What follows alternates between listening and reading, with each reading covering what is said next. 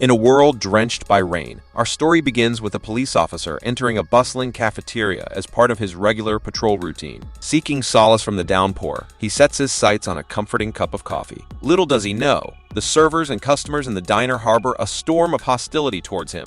The TV blares out news of citywide riots, fueling the patron's negative perception of law enforcement. Even the seasoned server, known as Pops, defiantly rejects the officer's payment, marking him as unwelcome. Unfazed by this tempest of animosity, our determined officer presses forward. As the officer cruises along the rain-soaked roads, his trained eyes catch sight of a suspicious van, triggering a surge of adrenaline. In an instant, his siren wails, piercing through the clamor of the raindrops. Alerting the control room, he ensures backup is on the way. With his dashcam and bodycam dutifully recording, he cautiously approaches the halted vehicle, unaware of the imminent tempest about to be unleashed. Amidst the shadows, a chilling discovery awaits him, a blood-stained handkerchief. Suddenly, chaos descends like a thunderbolt. The officer's authoritative voice morphs into a desperate cry, and a violent force catapults him into the air. The movie's narrative then rewinds, taking us 12 hours back in time, where we meet Renee Lamido, a resilient woman police officer seated in the stern confines of the police sergeant's office. She had endured a harsh suspension following the tragic loss of her son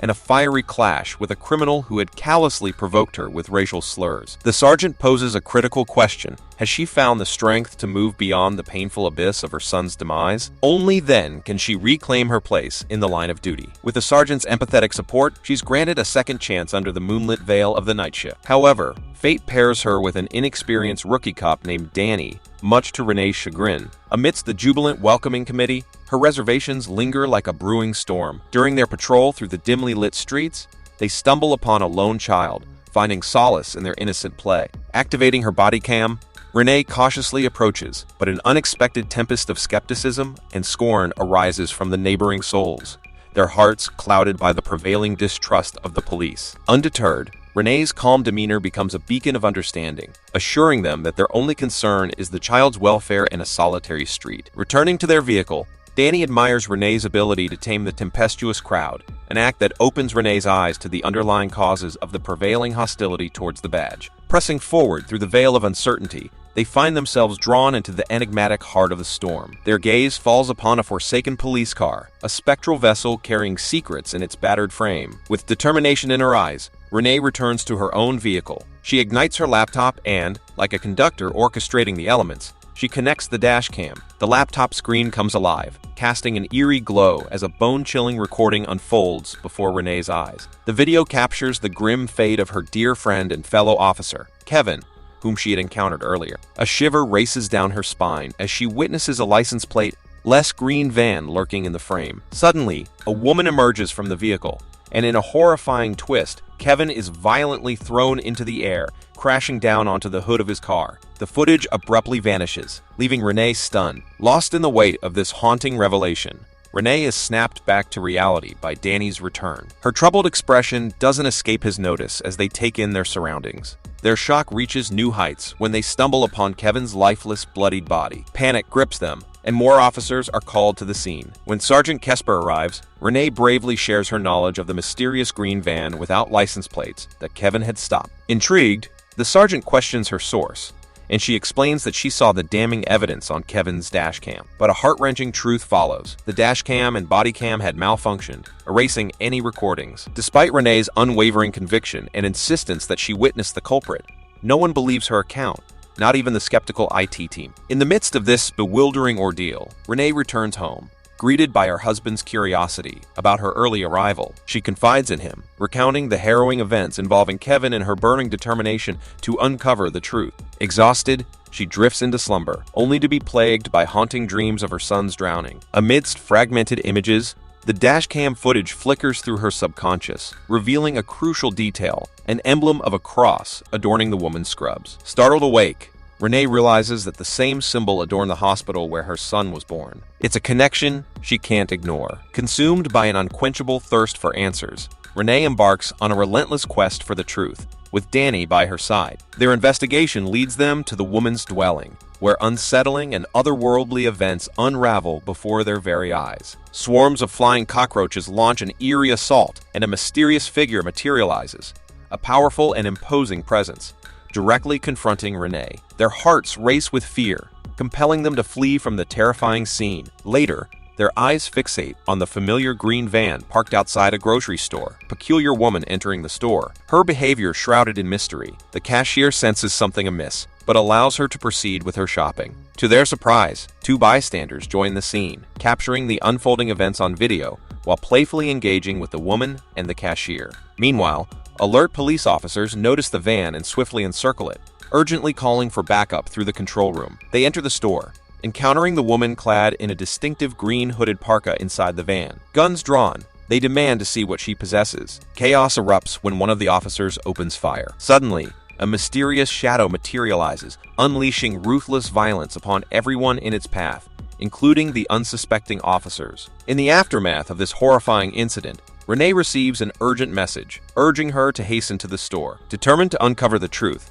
she joins forces with Danny, meticulously searching the van for any shred of evidence. Stepping into the store, they are met with a haunting sight of lifelessness. Undeterred, Renee turns her attention to the security cameras, hoping to find answers within their recordings. However, as Danny tries to view the footage, it vanishes into thin air, leaving them bewildered. Just then, a member of the IT team arrives, seeking Renee's insights. Unwavering, she exposes the van's connection to a missing church vehicle, lost for months. She further reveals that the criminals stole the van and were responsible for Kevin's death. Despite facing disbelief from others, Renee firmly believes that these individuals are not the true culprits, driving her to covertly acquire one of their phones containing an incriminating video. Danny, torn between loyalty and ethics, objects to hiding evidence. Yet, Renee's determination to unravel the truth remains unyielding. Recognizing the profound impact of her personal loss as a mother, she longs to connect with others who share a similar pain. Danny implores her to let go and leave the matter to the authorities. However, resolute, she disregards his plea and walks away. As the sun rises on the following day, Renee leverages her connections to gain access to the morgue. Consumed by her relentless quest for answers, she asks him to show her the bodies. He explains that he deals with various conditions of scalps, but he has never encountered anything like this before. Requesting some alone time with the corpse, she unlocks the phone and discovers a video. However, she struggles to comprehend its meaning. Fortunately, when she watches it on the TV screen, she captures a brief clip of the shadow. Unfortunately, it disappears quickly, leaving her once again astonished. Motivated to uncover the truth, she conducts further research on the nurse and decides to find her. The next day, she visits the office and speaks with Officer Penda about the mysterious woman. She inquires about a past case involving a child named DeMarco Bronze, who was Nurse Tanisha Brands' son. Penda explains that the case lacked substantial evidence and didn't yield significant results. Struggling to sleep at home, Renee's husband encourages her to pursue the truth. Driven by curiosity, she visits Penda's office again and obtains the church owner's address for the van. Confronting the priest there, she questions whether he informed the police that the green van disappeared from the church rather than being stolen. Confident in her knowledge that it's a lie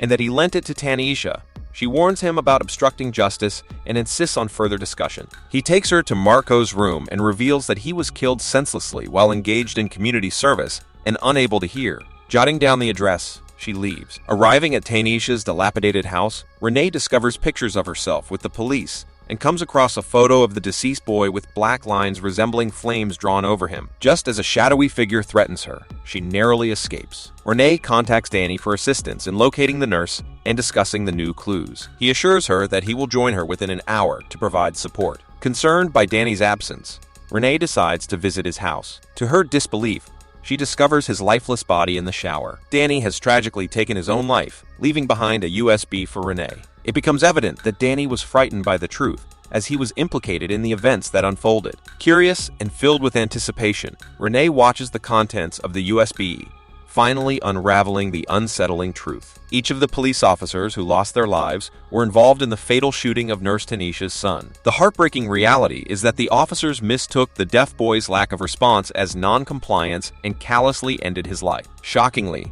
they conspired to eliminate an innocent and deaf child, rather than admitting their grave mistake. Witnessing the entire body camera footage, Renee is overcome with sorrow, shedding tears for the injustice. Determined to seek justice, Renee reaches out to Sergeant Kessler, arranging a meeting to disclose the newfound clue. She shares the devastating news of Danny's demise and provides her location, urging Kessler to join her. Soon after, Renee arrives at Tanisha Brands' residence, calling out her name to convey that she knows the truth about her son. After some time, Sergeant Kessler arrives, and Renee shares the evidence she possesses. She reveals that she possesses the body camera footage capturing the 8th murder. With conviction, she makes Kessler realize that this incident lies at the heart of the citywide riots. Regrettably, Kessler brings along the corrupt officials involved in the boy's killing. It is at this moment that Renee recognizes Kessler's own involvement, as he holds her at gunpoint, confirming her suspicions. Afterward, he leads her into a mysterious warehouse, determined to erase the damning footage. Resorting to blackmail, he warns her that releasing the video would only further weaken their department. Penda grows curious about Danny's whereabouts, the one who held a copy of the incriminating evidence. Renee discloses Danny's tragic demise and reveals that she now possesses the video. Without hesitation, Penda shoots at her. Fortunately, the nurse emerges, accompanied by the enigmatic, shadowy creature, sending shivers down everyone's spines. But the same eerie shadow returns and eliminates Kesper. Tanisha unveils the truth, explaining that the shadow is DeMarco, and she has no control over its actions. Urgently, she implores Renee to flee the scene. Penda attempts to escape, but fate catches up to him, leading to his capture. This time, Renee directly witnesses the creature's presence. The movie reaches its climax as emergency personnel rush to the warehouse, transporting the injured Kesper to the hospital. In the final moments, a narrator reveals the shocking revelation that Kesper was involved in corrupt practices within the department and played a part in the conspiracy surrounding DeMarco's murder. Thank you for watching, and please subscribe Mango Recap for more videos like this, and help the channel grow.